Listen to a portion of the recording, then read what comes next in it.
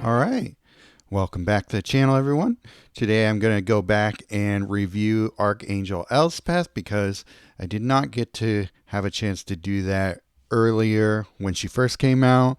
I think she's actually improved in my eyes since the inclusion of some pretty good new cards in the sets since she's been released. And also, I don't know if she'll be available at a discount during the holiday sale, but just in case she is, this will serve as a guide to determine if you want to spend the crystals on her or not. So let's get into it. Let's look at our stats. So she's got 131 hit points, which is pretty good. Very respectable there. Her mana gains are all right. +5 on white, +2 on blue, +2 on green. I'm just going to leave that in. So it's a little flat. If you're going to have that kind of mana gains, especially when you compare it to like Puzzle Masters of Johnny, which is probably going to be the planeswalker that she gets most compared to. So she's not that strong in that regard. Pretty much the same amount of hit points though. Deck limits, you get 7 creatures, 7 spells, and 5 supports. 5 supports is just okay. Again, Puzzle Masters of Johnny has her beat in that regard as well. Wish you could put more than 5 supports into her kit, but oh well.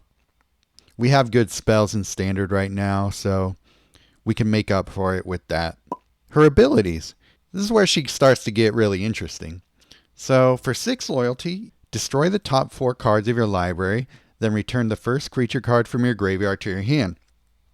That card gains 15 mana. So this is a very unique ability for mono white. This is something that you usually see in black planeswalkers, or even sometimes green.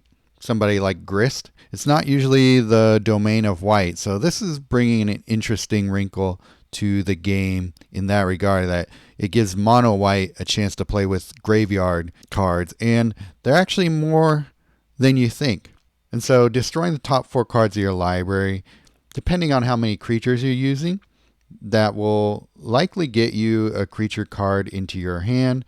With it gaining 15 mana, that's pretty good. That'll allow you to cast most of them with another swap. Or a lot of times, depending on what you're playing, that will get you to the full mana. So, pretty good ability there. Holy Call. Ability 2, 10 loyalty. Target creature gains +X/+X and lifelink. Then reinforce that creature X times. X is the number of angel creatures you control. So this is key because it's not including their reinforcements. I think if it included the reinforcements, it would be insanely overpowered. So I get why they couldn't do that. Would have been a little bit more fun for me to have that on there, and probably would have made her a must pick up. But still a very good ability, giving your creature lifelink, especially in today's meta where having cards that really benefit from gaining life is very useful. You know, most angel creatures maybe aren't the biggest body, though they're usually not super weak either. So reinforcing a creature up to 3 times, saying you have 3 angels on the battlefield, a 3 times reinforcement is actually pretty good a lot of times. And final ability, Heaven Army, ability 3, 12 loyalty, destroy all creatures. Return the first creature card with the greatest mana cost from your graveyard to the battlefield under your control with its reinforcements. That creature gains shield counter 3. So there's a couple things I need to say about this ability. Destroy all creatures. I'm usually not a big fan of board wipes that hit your side as well, because it's not going to do a lot for you if you destroy all your creatures when you're on the offensive. It's going to send you behind as well, even if you're destroying creatures on their side. There are a few times where that is something that you just really need to do. They have like a Rakdos and a Cityscape Leveler or something like that out on the board, and you just really need to get them out of the way before they start to decimate you. So there are reasons to use this ability just for that, even if you are in front of things and you don't have any other recourse. But at least you get your creature back if you do this. And it gains shield counter 3. So the thing about shield counter, it only prevents opposing planeswalker or creature effects. So if you were to reuse this ability, destroying all creatures, you're going to destroy the creature even if it has shield counter. So that is something that you should take note of and keep in mind if you do pick her up and decide to use this ability multiple times in a game. You shouldn't need to, depending on what type of deck you're building, but it's okay. This ability is really good for the loyalty cost, because if you need to use this ability, you're going to want to do it at a time where you at least have the loyalty saved to be able to do that. And with it being only 12 loyalty, you can get there fairly quickly. So her abilities are all fairly well costed. I think they are pretty fair in their cost there. So I like them for that reason. Archangel Touch. When a creature leaves your graveyard to your hand or the battlefield, that creature gains the angel subtype. Then that creature gains flying and vigilance. And this ability is relevant because it's going to pair well with her first and second ability. So if you remember her second ability, target creature gains +X/+X and lifelink. Then reinforce that creature X times. X is the number of angel creatures you control. So that's making non-angel creatures into angels, which will help with reinforcing.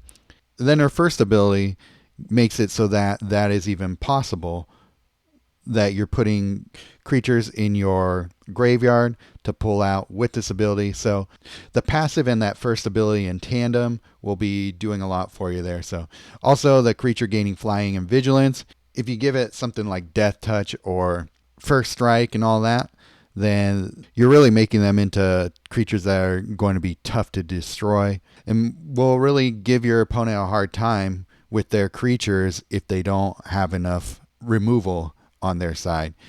Adding on to it, if you give your angel shield counter 3, that makes them even more deadly because they're going to be blocking everything. So that is a really cool ability. I think her abilities are well balanced and they really have a lot of synergy with each other. So that makes her a pretty fun planeswalker to use. It's just nicely designed. So in conclusion here, her pros are her unique suite abilities. Like I said, graveyard recursion isn't necessarily mono white's domain, so this is an interesting inclusion into the game for that. Her loyalty abilities are not that pricey, and she's got good HP totals.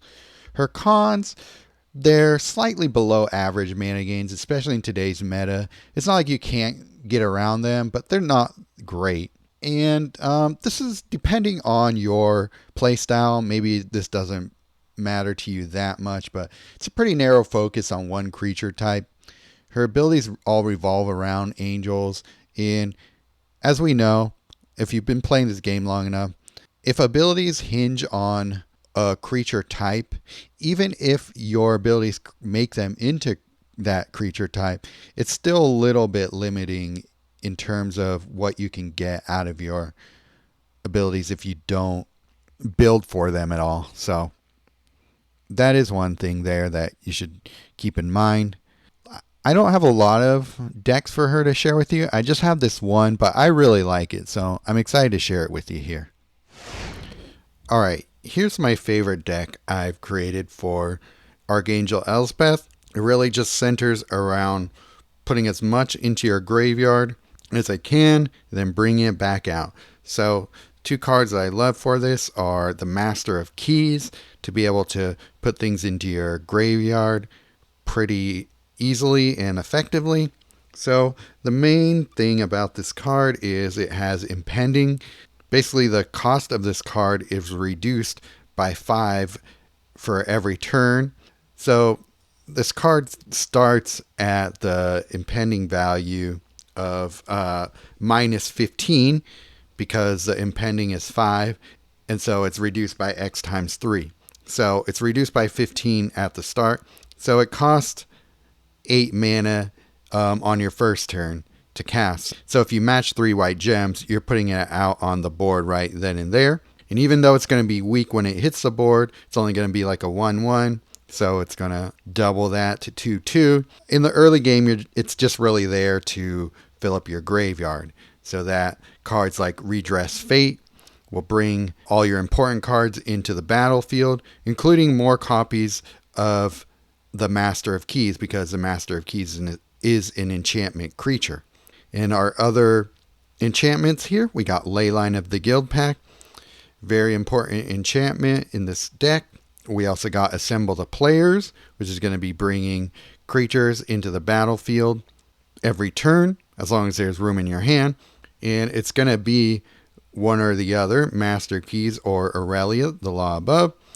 I'm only running 2 creatures in this deck because I don't really need to run anymore. Master of Keys and Aurelia should do enough for you that you don't really have to.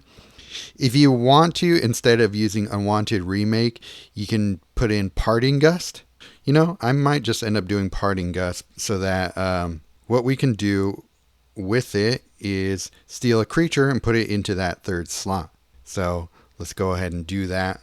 Unfortunately, my gameplay here won't reflect that change in the deck, but it is a nice little card to do that with. But other than that, everything else is just kind of helping things move along.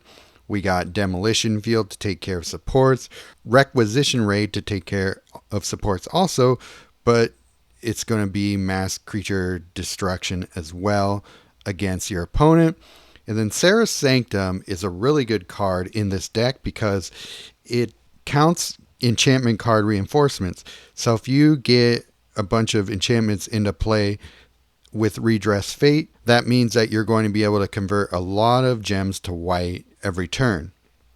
And when an enchantment card enters play under your control, the support gains one shield. So that's also going to make it a little bit more resilient against being popped by all the gem conversion you're going to be doing. Aurelia, the Law Above, is great for drawing cards. And yeah, just making sure that your hand has cards to put mana into it on your next turn when you're going to be doing all that mass conversion with Sarah's Sanctum. So a lot of fun things happening in this deck. The Master of Keys, once you get later and later into the game, it's going to come out into the battlefield and be that much stronger because there's going to be a bunch of them entering the battlefield every time you play a Redress Fate. So that's going to be really cool watching this Master of Key just balloon to hundreds of power by the time you're ready to win the game. And then Aurelia is also going to be helping to slow your opponent down by hurting their creatures. So, and then it's also going to be gaining you some life. Between Aurelia, her abilities, Master of Keys, there's a lot going on in this deck that should help you win. Rite of the Moth is another one. It's going to be giving your creatures lifelink when they come out into play. So a lot of times when you're using Rite of the Moth, you might not get as much Master of Keys out with Redress Fate, but that's okay. They're kind of both in there doing similar things, but this deck kind of hinges on Master of Keys getting out and doing a lot of damage when it's time to hit. So it's a nice training grounds deck. I haven't used it in any events really. I haven't found a reason for it yet, but you never know. Anyway, that's the deck that I like to use for her. All right, time to grade Archangel Elspeth. Starting with max HP at 131. Very solid. No problem there. A+.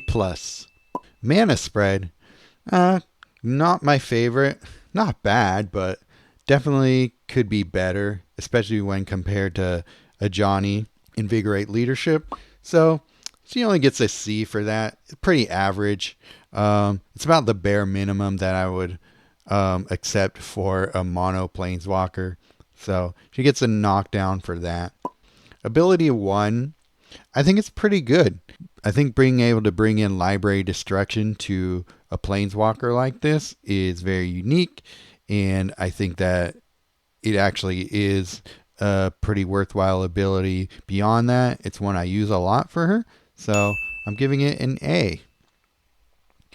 Next ability, I think is also pretty good. Being able to put lifelink on one of your angel creatures and giving them a nice reinforcement and bump there can really help your creature based strategies there. So it's also getting an A from me. In her third ability, I like that it's low costed. I like that you can recover from wiping off your own board state and at least your battlefield, and being able to have a strong creature back into play with some resilience to it. So I'm also giving that one an A. Her passive ability, pretty strong too. Being able to give your creature vigilance and making it an angel type really goes well with the rest of her abilities. So you don't necessarily have to play angels to get the most out of her abilities because of it. So I like it as well. It's getting an A minus for me just because it's not doing a lot for you, because it's really dependent on what you have in play and what you're getting out of your graveyard when you play it. But it is a very nice passive for what it does with the rest of your abilities there. Versatility, I think she's fairly versatile. She does put you into kind of a strategy of either doing things with your graveyard or playing with angels, but there's a lot to be done in that space. So I don't know if she's the most versatile, but you can definitely do a lot with her. So I'm giving her a B. Card utility. So if you are playing with angels, she does a lot for you. I think I like her abilities a lot more than Sarah the Benevolent, which would be the next direct comp for her, because her kit also revolves around angels. Sarah Benevolent's abilities are okay, but I don't think they're as good as Archangel Elspeth, whose abilities really benefit you a lot more overall than hers would. So comparing the two, she definitely gets a better grade for me. So I'm giving her an A in card utility. And then fun. I think she can be very fun. I love graveyard recursion, and this gives me the opportunity to do this in mono white in a way that I've never been able to do before. And I think that with what's in standard right now for white, she really is able to take advantage of those kinds of cards for her. So I'm giving her an A as well. I do really like playing with her when I'm able to. It's just that I haven't found a lot of places to use her outside of what I'm already using right now. But I'm sure if you pick her up, you'll find a place to slot her into as far as events go. So my final grade for her, it's going to be a solid A. I think she's a really good planeswalker. She's one that I think has improved because of what's in these new sets. So she might be slightly more set dependent than some of the other mono white planeswalkers, but as of now, I think she's currently a very strong walker. I still think that Puzzle Masters of Johnny is going to be better for most people, especially starting out. But if you're sick of playing him like I am, and you are looking for something new to do with mono white, seeing as how a lot of them kind of blend together after a certain point, this Elspeth stands out as one of the strongest ones for sure, easily. And yeah, I think you'll have a good time with her if you pick her up. So yeah, I would recommend her, especially if she ends up in the Planeswalker sale for a reduced price. I think she would be a good addition to most people's collections. So there you have it. Apologies for not getting this out sooner, but I think that I was able to do a better review for her now that we have more in the game that she can take advantage of. So just wanted to get this out there because I definitely want to make sure that people take note of this really good Planeswalker. So, all right. Coming soon will be my Angrath review. So make sure to be subscribed. If you're interested in knowing how good or bad he is, I'm going to really break it down for you there and explain to you what I think of him. So if you like these reviews, make sure to give it a thumbs up, leave a like, share it in your Discords if you like. If people in your coalition ask about Archangel Elspeth and if she's worth picking up, send them this video. All right. I'm always just trying to be a helpful resource for people who want in-depth reviews of Planeswalkers. So your support is greatly appreciated in helping me with that. So until next time, have fun with her, and I'll see you there.